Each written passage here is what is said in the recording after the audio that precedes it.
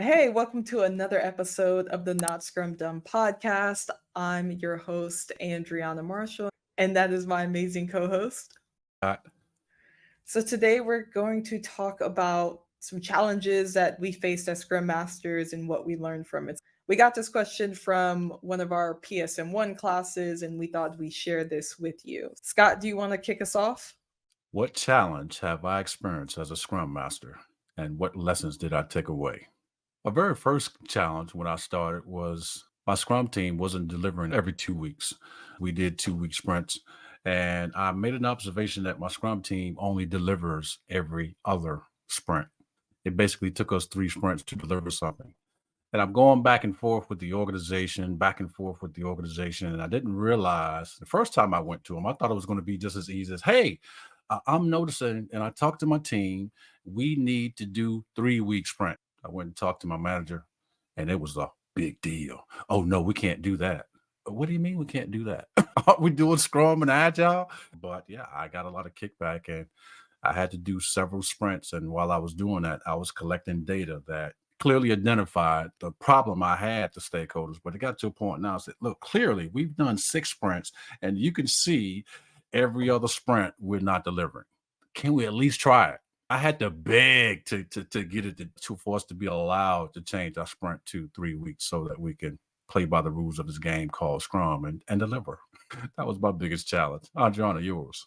All right. My first experience as a Scrum Master was also my first job out of college. I'd worked before that, but when it's your first full time job out of college, first tech company, this is a really hard question for me to answer because almost everything was a challenge.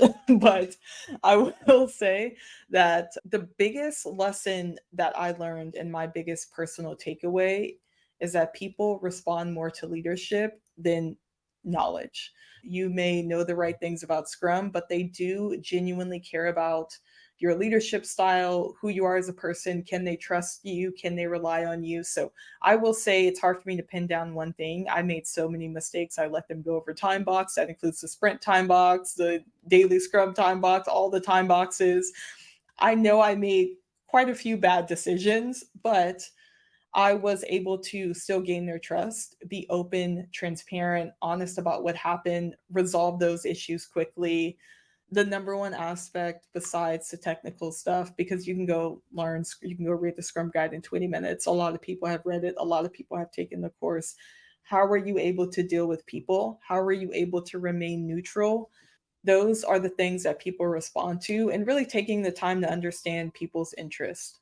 When you don't do that, it's a lot harder. And I won't say that was my biggest challenge because I felt like I was just authentically me and that really helped.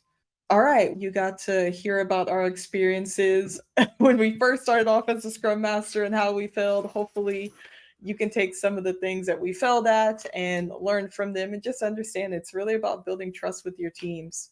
The important thing is continuously improving the way we expect our team to. If you stayed to the end of this video, that means you have an attention span greater than a goldfish.